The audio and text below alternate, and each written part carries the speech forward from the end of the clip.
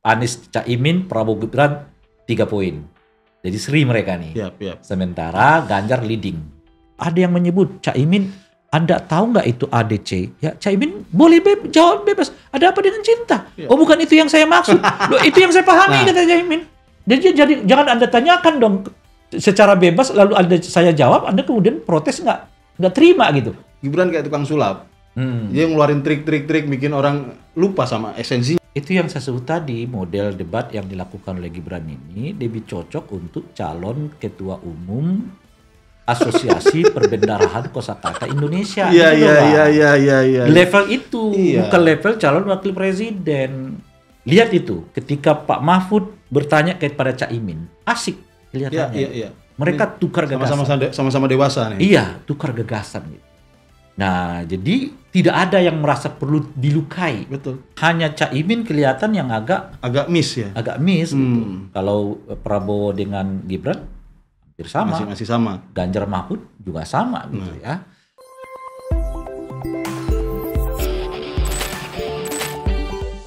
Open table, kita balik lagi.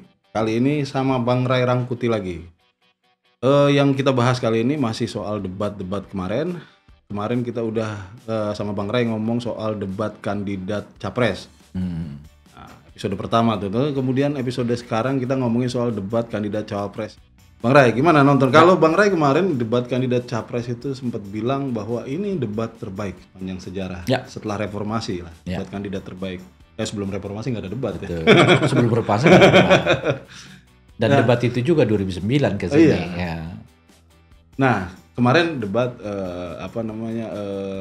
cawapres agak berbeda suasananya ya, karena karakter orangnya juga berbeda-beda. Ada yang terlalu emosian di situlah. Ya. Kalau Bang Ray gimana nih kemarin? Kalau debat tadi malam itu atau kemarin malam lah ya. Istilah saya Caimin kurang persiapan, Gibran full persiapan, Pak Mahfud tampil mengejutkan. Gitu. Nah, ini menarik nih. Gimana? Coba bisa di breakdown. Ini cluenya ya. Ini cluenya. Kita breakdown satu-satu. Kalau Caimin kurang persiapan tuh saya kira semua kita tahu. Semua kita bisa melihatnya ya.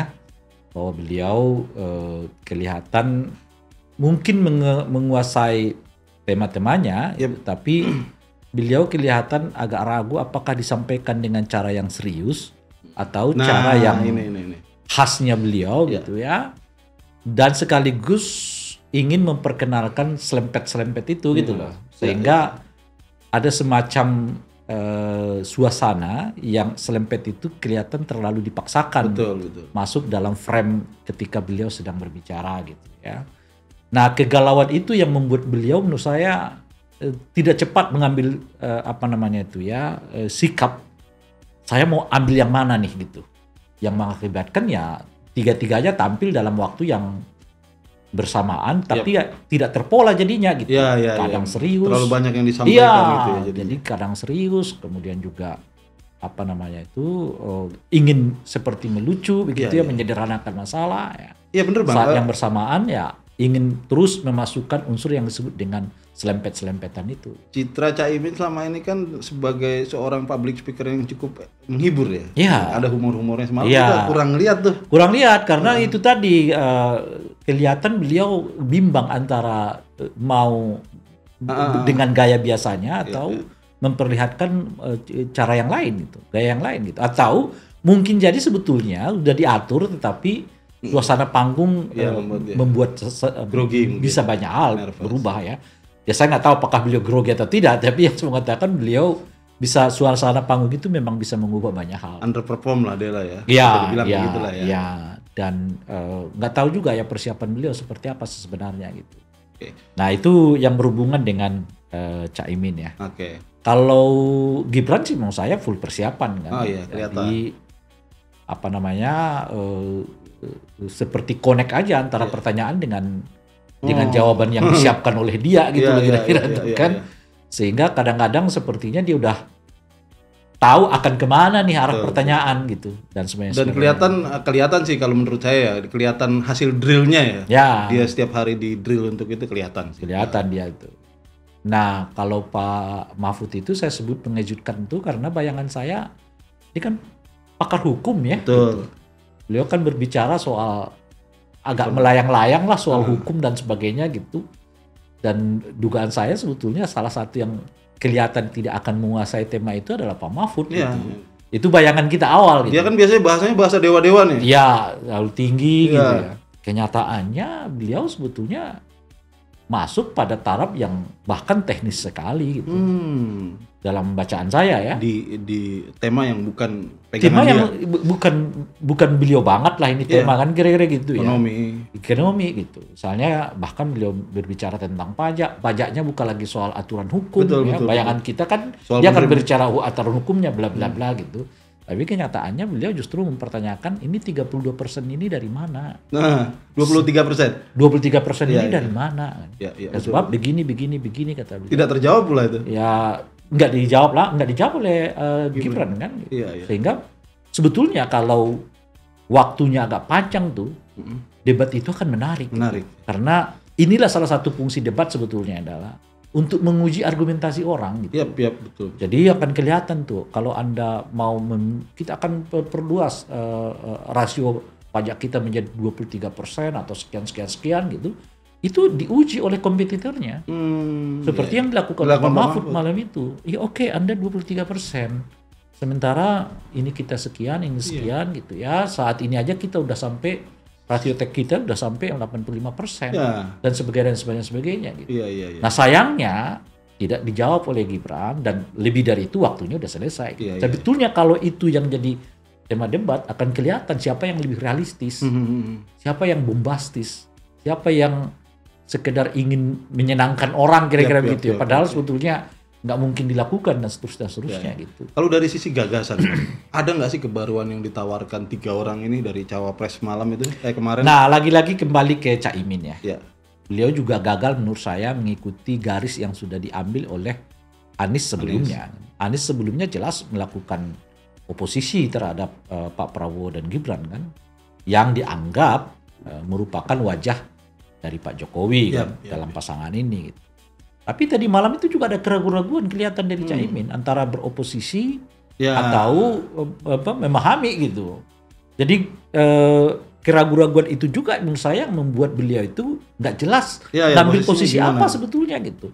Agak berbeda dengan yang dilakukan oleh Anies sebelumnya. Kalau Anies sebelumnya itu kan jelas dengan mengatakan ya saya oposisi Anda gitu kira-kira dengan tanda kutip mempertanyakan berbagai kebijakan dan mengatakan bahwa saya tidak bisa mengafirmasi kebijakan itu ya dan sebagainya gitu. Tadi malam itu tidak, bahkan pertanyaan beliau juga kan dilakukan dengan cara yang menurut saya terlalu berbelit-belit untuk ukuran waktu yang sangat singkat ya. Misalnya tolong saya diberitahu bagaimana cara, tapi kan mukaddimahnya ini panjang sekali kayak pertanyaan itu gitu loh. Padahal pertanyaan sederhana. Mengapa di daerah Anda begitu banyak sekali bantuan pemerintah, tolong sampaikan ke saya caranya gimana. Itu aja kan sebenarnya. Tapi beliau panjang sekali dengan bahasa yang tidak to the point ya kalau menurut kita gitu. Panjang tuh tapi kalau substansinya hilang gara-gara panjang tuh kan menjadi ini yang biasanya jadi keahlian Caimin membungkus argumen panjang-panjang itu menjadi 1-2 kalimat. 1-2 kalimat gitu. Dan itu yang kelihatan kehilangan dari Caimin tadi malam itu gitu. Nah, sementara menurut saya Pak Mahfud dan Gibran jelas. Jelas dalam pengertian apa? Gibran ya mengikuti Pak Prabowo sebelumnya di garis Pak Jokowi gitu. Dan Pak Mahfud juga nggak lari dari Ganjar gitu loh. Ganjar pada debat pertama itu menegaskan dirinya adalah saya bersama dengan Pak Jokowi gitu ya, dan Pak Mahfud juga malam itu bersama dengan Pak Jokowi. Tapi dia nguji ini kan soal pelebaran tax ratio yang disebutkan oleh Gibran 23 itu kan mau diuji gitu. Betul. Seperti apa gitu. Nah, jadi dua orang ini berada dalam posisi yang sama lalu saling nguji. Di mana sih sebetulnya kedekatannya gitu, dan di situ peran itu menurut saya cukup bagus ditampilkan oleh Pak Mahfud gitu ya. Nah itu dari aspek posisi ada kelurusan gitu konsistensi. Ada konsistensi dari gitu ya. Ganjar kemarin, jadi makin mempertegas bahwa tidak ada sebetulnya oposisi dari Ganjar dan Mahfud terhadap pemerintahan Pak Jokowi. Yang ada adalah mereka akan melanjutkan tapi dengan beberapa perbaikan dengan beberapa katakanlah ya pembaharuan apalah istilahnya, saya nggak tahu apa istilahnya gitu. Nah, yang saya sebutkan tuh dulu kan ada 3-4 tema tuh yang mereka mau ubah tuh kan, soal perbaikan hak asasi manusia, ya, kemudian soal etika berdemokrasi yang lebih menonjol, ya, anti korupsi dan anti KKN, kan? Anti nepotisme, anti dinasti. Itu yang mereka mau kuatkan. Itu yang saya sebutkan tadi. Dan malam itu tergambar tuh ya. Tergambar juga. Mereka sama sekali nggak menyerang IKN misalnya, nggak menyerang apa macam-macam, cuma Pak Mahfud itu tidak memuji juga. Pak Mahfud itu memperlihatkan kesulitan-kesulitannya. Misalnya soal pengumpulan pajak lah misalnya. Artinya menguji argumennya Gibran nih. Iya, itu satu hal. Tapi hal lain adalah kami nggak masuk ke situ karena kami tahu kesulitannya apa. Gitu loh kira-kira. Udah dirasain. Iya. Jadi dalam hal itu Pak Mahfud mau mengatakan kami lebih paham loh sebetulnya soal gimana pemerintah ini dikelola bersama dengan Pak Jokowi gitu loh kira-kira. Nah, makanya beliau tetap ngotot nih 23 itu dari mana? Karena beliau udah tahu susahnya ngumpulin pajak itu gitu loh. Kita udah beri ini, udah beri itu, udah beri ini. Tanya kita nggak tumbuh pajaknya dan sebagainya itu gitu. Semalam sebetulnya Gibran kan punya kesempatan menjawab itu lumayan panjang loh Bang. Dia punya kesempatan cerita itu pakai pengibaratan kebun binatang. Tapi kita nggak dapat tuh pesannya kalau saya ya nggak dapat. Iya maksudnya apa? Terus dari pertanyaan Pak Mahfud itu 23% ini dari mana angkanya? Gibran, iya kita nggak dapat tuh jawab. Gibran mengatakan memperluas jangkauan bahasa yang lain objek pajaknya. Kira-kira begitulah beliau itu ya. Nah itu yang dipersoalkan oleh Pak Mahfud. Dari kalau target Anda di 23%, sementara kita sekarang sudah di angka 80 sekian persen gitu ya. 7% sih Iya 80 sekian persen. Itu artinya udah mundur lebih dari 105%. Itu lo kira-kira tuh perluasan objek perpajakan itu. Dan angka itulah. Jadi ini hitungannya dari mana? Kan? Itu kan. Jadi di situ karena Pak Mahfud mengerti, paham apa yang dialami oleh pemerintah kala mengelola ataupun menarik uang pajak ataupun memperluas objek pajak, apalagi menaikkan, menaikkan pajaknya gitu ya, memperluasnya aja ada kesulitan yang luar biasa, sudah ada pemutihan, ini macam-macam terus. Jadi dalam bahasa yang lain, Pak Mahfud mau mengatakan saya ini lebih paham loh gitu, karena saya bersama dengan Pak Jokowi langsung gitu loh. Nah itu kita. Jadi saya nggak berbasis teori, berbasis pengalaman gitu. Nah oleh karena itu saya nggak masuk di sini dan saya menguji Anda karena itu teori bukan pengalaman kira-kira gitu loh. Nah itu yang mau disampaikan menurut saya oleh Pak Mahfud itu gitu. Ada momen-momen menarik di debat kemarin. Salah satunya misalnya ketika Gibran mempertanyakan balik posisi Caimin.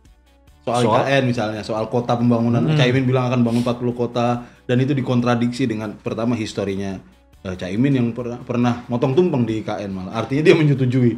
Tapi kok sekarang ngomong sebaliknya. Dan juga soal 40 kota ini sampai dibilang Gibran, ini IKN aja Caimin kesulitan apalagi mau bangun 40 kota gitu. Ini kan seharusnya pertanyaan yang expected, Bang. Dia udah bisa duga harusnya dengan mengambil posisi sebagai oposisi, maka Caimin itu harusnya udah bisa menduga dia akan ditanya soal itu. Kan di awal kita udah sampaikan Caimin kurang persiapan kan. Nah ada satu momen juga Gibran di mana dia nanya sama Caimin ya nggak bisa jawab. Caimin nggak tahu istilahnya. Itu yang sekarang jadi perdebatan di perbincangan. Soal dia nanya SKE itu kan singkatan yang memang tidak familiar buat banyak orang. Kalau Bang Ray sendiri ngeliat, karena nggak sih kita pakai metode kayak begini untuk untuk menyerang orang gitu loh. Kita mulai dulu deh dengan debat itu gunanya apa sih gitu. Gunanya debat itu setidaknya dua hal. Pertama adalah Anda memperkuat dan menyampaikan, mensosialisasikan apa yang menjadi visi misi Anda kepada publik lebih cepat. Kayak itu. Nah yang kedua adalah fungsinya untuk mempertahankan pilihan-pilihan ini di depan kompetitor yang lain, sehingga orang melihat ini dengan mempertahankan itu, orang melihatnya bahwa yang dilakukan ini semuanya realistis. Yep. Bukan bunga-bunga. Gitu. Ada hitung-hitungannya, iya, ada kalkulasinya. Iya, dan seterusnya itu. Itulah fungsi debat sebetulnya. Gitu. Iya. Nah, yang ketiga tentu saja, kalaupun kita pakai faktor ketiga adalah mengungkap kelemahan argumentasi lawan. Gitu. Jadi ini sebetulnya gitu. Fungsi debat tuh. Dan kalau ini dijalankan dengan kuat, ini pasti punya efek yang cukup bagus kepada para pemilih. Karena mereka akan lihat, oke, Anda berbicara tentang yang positif dari program Anda gitu ya. Lalu diuji oleh kompetitor terhadap program-program itu logik apa enggak, rasional apa enggak, tercapai apa tidak, sehingga kita punya gambaran bahwa program-program ini memiliki dasar yang kuat untuk dibuat gitu. Dan yang ketiga, saat yang bersamaan Anda juga membongkar program yang lain itu. Jadi kita punya perspektif. Oke, visi misinya itu ternyata ada kelemahan di sini, tapi ada kekuatan di sini.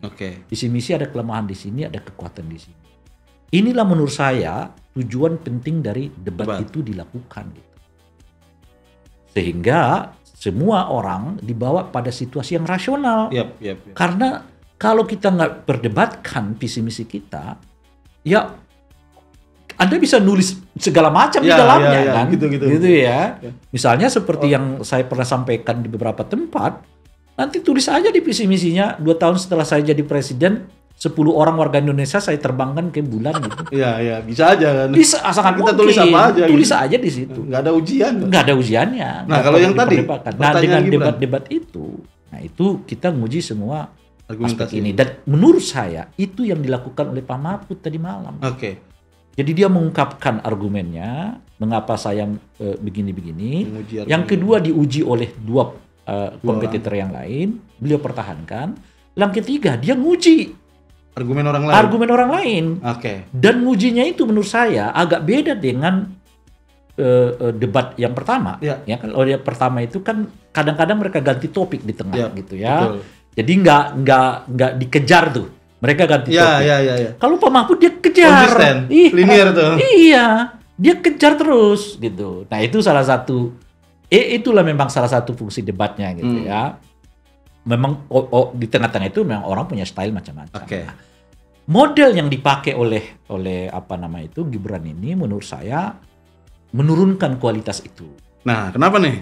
Ya, menurunkan kualitas debat yang dimaksud. Karena apa sih yang mau ditunjukkan dari situ? Iya. Gitu. Yang ditunjuk itu kan sebenarnya dengan sangat mudah mau kita katakan bahwa Gibran mau menunjukkan bahwa orang ini nggak tahu gitu. Iya. Bukan argumennya, cuma singkatan. Bukan soal argumen. Iya. Orang ini nggak tahu dan saya tahu gitu. Nah, lalu kalau orang ini nggak tahu, masalahnya di mana? Kan tidak semua orang bisa tahu. Iya. Dan tidak semua orang harus tahu. Betul. Apalagi kalau kita tahu ya Cak Imin bukan seorang dunia yang misalnya lah ya, Cak Imin bukanlah orang yang di dunia ekonomi syariah. Ekonomi lah secara menyeluruh ya kan. Pak Mahfud juga begitu. Jadi kalau Anda tanyakan satu istilah yang sangat teknis, sudah hampir bisa dipastikan mereka nggak tahu.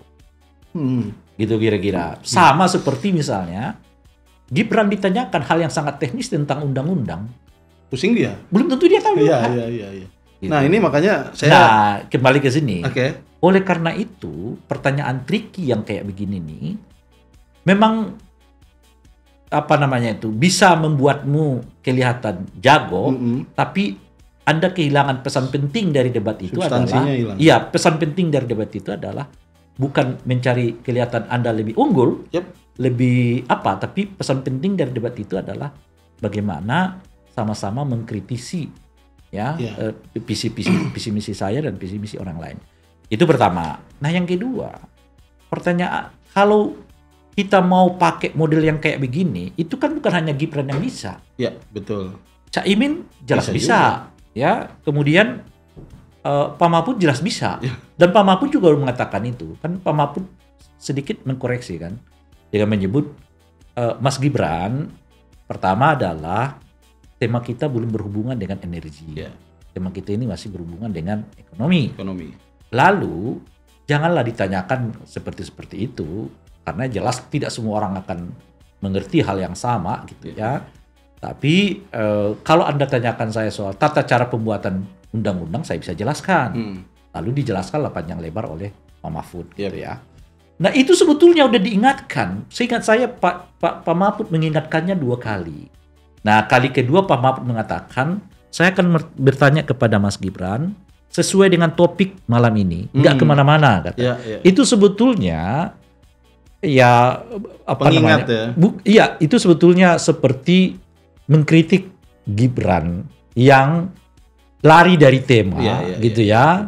Tapi dengan sendirinya menyusahkan orang karena orang sedang tidak mendiskusikan itu gitu ya. Lalu dengan kearifan cukup besar dari Pak Mahfud, beliau tidak menyerang langsung. Ya, beliau hanya mengatakan saya akan nanya Mas Gibran sesuai dengan topik malam ini yang kita bicarakan.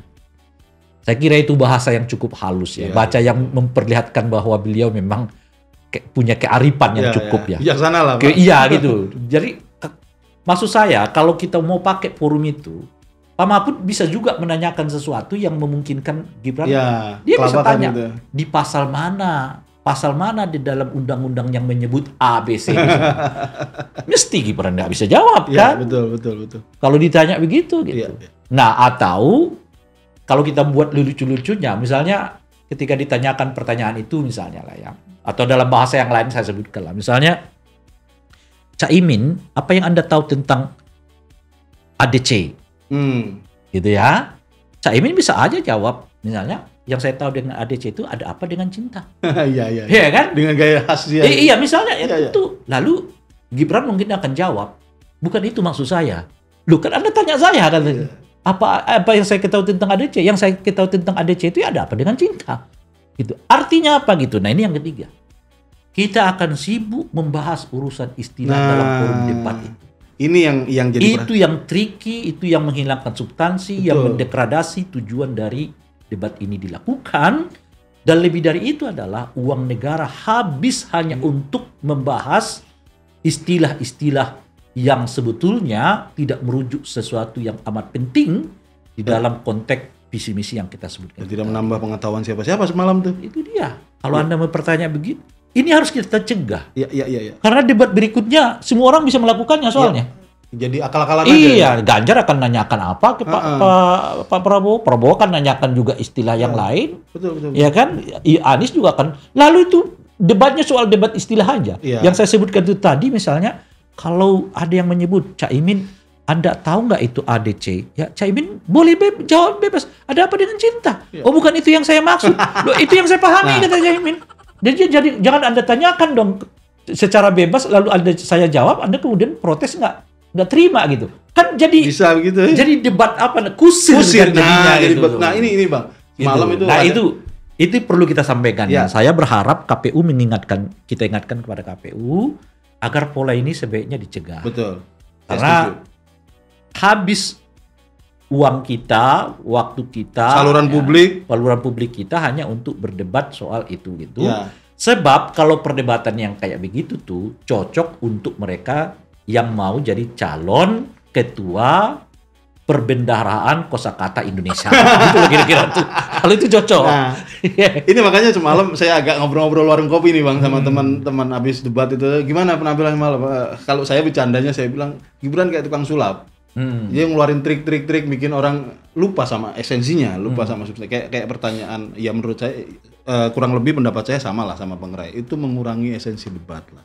Bahwa kita kepengen menelanjangi argumentasi masing-masing orang di situ. Ini malah diumpetin dengan cara. Ini kan model yang dipakai oleh Pak Jokowi 2019 ya, lalu. Banyak yang bilang gitu juga. Ketika beliau menanyakan sesuatu kepada Pak Prabowo, yang Pak Prabowo kemudian seperti kelimpungan. Iya, TPID waktu itu. Iya, untuk menjawabnya. Tetapi itu disambut riuh oleh publik, gitu loh kira-kira. Dan model yang sama dipakai oleh Gibran. Gibran, coba dong tampil sekali-kali sebagai dirimu gitu loh. Jangan copy paste seluruhnya dari Bapak dong gitu loh kan. Model kamu debat seperti apa, sama seperti Bapak gitu ya kan. Ini menurut saya. Lebih dari itu, Caimin dan Mahfud sudah mencoba membawa debat ini ke arah yang lebih substansial. Dan mereka nggak terpengaruh dengan pola yang dipakai oleh Gibran. Yang hanya singkatan-singkatan itu gitu ya. Lihat itu, ketika Pak Mahfud bertanya kepada Caimin, asik kelihatannya. Iya. Mereka tukar gagasan. Sama-sama dewasa nih. Iya, tukar gagasan gitu. Nah, jadi tidak ada yang merasa perlu dilukai. Betul. Dalam proses itu. Tinggal kita yang milih mana yang paling Iya, karena yang di apa namanya, diutarakan itu adalah soal isi kepala kan. Iya. Soal argumen gitu. Betul. Jadi nggak perlu sampai ke soal seolah-olah menurunkan derajat orang dan menganggap orang itu nggak tahu. Ya tentu saja Pak Mahfud adalah ahli hukum, bukan ahli ekonomi. Caimin adalah ketua partai dan bukan ahli ekonomi. Gitu. Itu sama seperti kalau temanya nih kita ubah. Misalnya tema tadi malam itu soal demokratisasi. Sulit lah kawan kita yang bernama Gibran ini kan. Ditanyakan nanti istilah tertentu. Ini itu tadi Bang, istilah saya main sulapan kata-kata ini juga dia tunjukkan ketika lagi presentasi. Dia pakai istilah-istilah yang kontemporer, blockchain apa, yang kita nggak tahu dia mau apain tuh barang. Iya kan sebetulnya mau menembakkan anak-anak muda. Iya. Mungkin istilah itu familiar dengan anak muda, tidak ada masalah. Iya. Cuman yang menurut saya itu, yang agak menyulitkan itu karena Anda menanyakan satu istilah yang kenyataannya juga gitu loh. Iya. Ketika ditanya balik oleh Caimin apa sih itu gitu, beliau ternyata juga. Harus nyontek lihat contekan gitu loh Pak. Gitu. Kan itu nggak fair. Anda Iya. menanyakan sesuatu yang sebetulnya Anda juga nggak terlalu menguasainya gitu. Itu kan kelihatan betul niatnya bukan untuk tahu jawaban gitu loh. Nah, ini soal pertanyaan juga saya bilang ini soal pattern dari pertanyaan masing-masing penanya. Artinya kita ketika terlibat dalam obrolan itu, ketika terlibat dalam diskusi dan debat itu, kita akan lihat mana orang yang menyimak atau terlibat dalam pembicaraan, mana yang kita ngomong apa juga pertanyaan itu aja gitu lah. Udah disiapkan atau apa gitu ya. Kita kan lihat tadi kayak Abang bilang pertukaran gagasan antara Caimin dengan Prof Mahfud kelihatan lebih dinamis. Karena memang kedua-duanya terlibat dalam pembicaraan. Yang ditanya yang diomongin sama orang yang dibahas tadi gitu. Kalau Gibran ini kan pertanyaannya menurut saya ya aneh-aneh. Orang ngomong apa tiba-tiba dia nanyain gitu loh. Orang ngomong apa ini. Nah ini kita ngeliatnya gimana nih Bang? Harus ngeliat kayak gimana nih model kayak begini? Itu yang saya sebut tadi, model debat yang dilakukan oleh Gibran ini lebih cocok untuk calon ketua umum Asosiasi Perbendarahan Kosakata Indonesia. Iya. Level itu bukan level calon wakil presiden. Waduh. Nah, kalau Anda mau jadi calon wakil presiden, bukan cara bertanyanya bukan begitu. Gitu. Tapi kalau Anda mau jadi ketua Asosiasi Perbendarahan Kosakata Indonesia, ya Anda akan tanya istilah-istilah itu. Iya. Ya istilah ini, istilah itu, ya ini istilah banyak-banyakan. Ya, banyak-banyakan ini namanya kosakata ya kan, dan sebagainya gitu. Iya. Harus ingat ya, forum itu forum debat calon wakil presiden. Bukan forum debat calon Ketua Umum Asosiasi Perbendarahan Kosakata Indonesia. Nah, Bang, tadi kalau itu kan tadi Abang udah bahas soal misalnya bagaimana posisi ketiga pasangan ketiga calon wakil presiden ini terhadap pemerintahan incumbent sekarang. Kalau di debat pertama di presiden jelas. Debat kedua juga tadi Abang udah membahas itu. Tapi sekarang pertanyaannya, bagaimana argumen ketiga calon wakil presiden ini kalau dibandingkan dengan tiga pasangannya kemarin sebelumnya, pasangan capresnya. Misalnya Gibran ke Pak Prabowo itu konsisten nggak gagasannya? Itu yang saya sebut tadi. Jadi hanya Caimin kelihatan yang agak miss ya. Agak miss gitu. Kalau Prabowo dengan Gibran masih sama. Ganjar Mahfud juga sama gitu ya. Nah, menariknya mungkin dilihat mengapa Pak Ganjar Mahfud mengambil posisi itu gitu. Nah, itu harus kita lihat dalam landscape yang lebih luas dalam konteks politik gitu.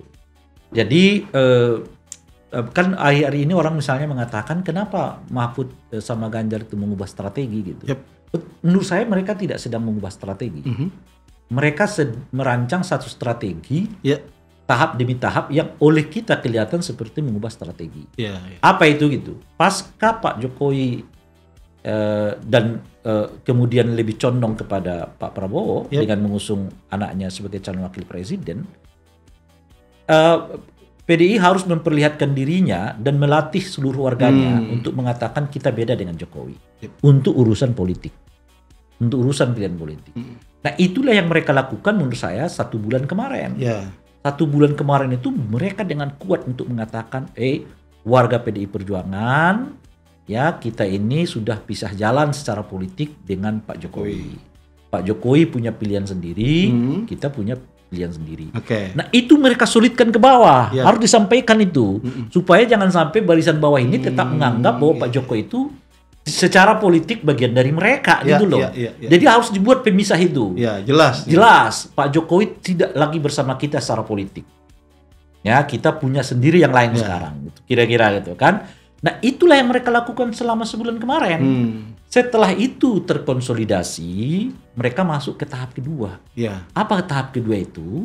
Mengatakan meskipun secara politik Pak Jokowi berbeda dengan kita, tapi secara visi kita sama. Gagasan. Karena memang sama-sama dibuat. Dan dibuat di situ kan? Dibuat di situ. Dibuat di campnya Ganjar Mahfud. Nah, gitu. itulah yang dilakukan oleh Ganjar Mahfud sekarang.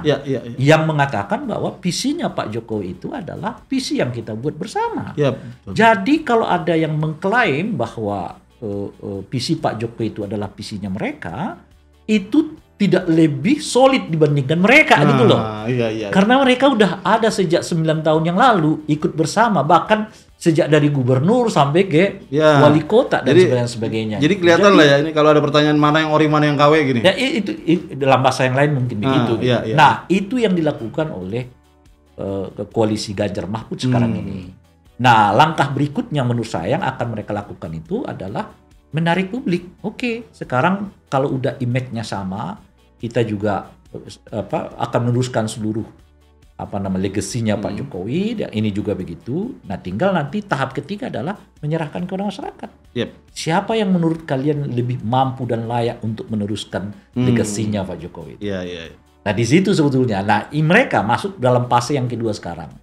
Fase menegaskan bahwa mereka secara visi nggak pernah berpisah dengan Pak Jokowi. Meskipun secara politik sudah berpisah, gitu ya. Nah, oleh karena itu asosiasi mereka tetap akan diperkuat sebagai bagian dari visi besar Pak Jokowi, legasinya akan dijaga, tapi dengan menambah apa yang menurut mereka menjadi sesuatu yang agak kurang dikelola oleh Pak Jokowi sebelumnya, yaitu di dalam 4 aspek itu. Nah, tahap berikutnya itu mungkin besar dugaan saya nanti Januari Februari mereka akan tampil dengan wajah. Oke, sekarang setelah terkonsolidasi 1 dan 2, yang ketiga adalah kita persilakan masyarakat siapa di antara saya dengan calon yang lain itu yang lebih kelihatan mampu menjalankan visi misi Pak Jokowi, legasinya Pak Jokowi dan semua capaian-capaian Pak Jokowi. Dia atau kita. Itu yang dilakukan oleh Pak Mahfud tadi malam. Dengan yang saya sebutkan tadi, ini angkanya dari mana? Kan kata beliau kan. Udah terjadi nih. Iya, karena kita tahu, saya ngerti persoalannya. Karena saya masih bersama dengan Pak Jokowi. Kita udah buat begini, termasuk soal IKN. Betul. Iya kan, beliau mempertegaskan kembali IKN itu akan kita lanjutkan. Nah, cuman masalah kita adalah belum ada investor yang masuk. Jadi sebetulnya Pak Mahfud mau mengatakan gimana cara kita mengundang investor, khususnya investor asing masuk ke IKN gitu loh. Karena itu sekarang kesulitannya. Kesulitan membangun kota ini dengan investasi di luar APBN. Gitu kira-kira. Oke Bang, nih mungkin sebagai penutup kalau kemarin kan di debat Capres, Bang Ray itu ngasih skor lah. Ketiga. Ini penutup ya. Nah, jadi sekarang saya buat dengan asosiasi sepak bola. Dengan liga ya. Liga Debat Indonesia. Liga Debat Indonesia. Debat pertama Anies menang. Dapat dia 3 poin kan. Prabowo kalah 0 poin. Ganjar menang 3 poin. Oke, debat pertama. Debat kedua, Caimin kalah. Skor tetap 3 poin kan? 3 poin. Gibran menang. Dapat 3 poin. Jadi Anies, Caimin, Prabowo, Gibran 3 poin. Jadi seri mereka nih. Sementara Ganjar leading. Mahfud. Ganjar dapat 3. Ganjar 3, Mahfud 3 jadi 6 poin. Jadi mereka sekarang pemimpin klasemen. Itulah kira-kira. Oke. Terima kasih Bang. Siap. Menarik.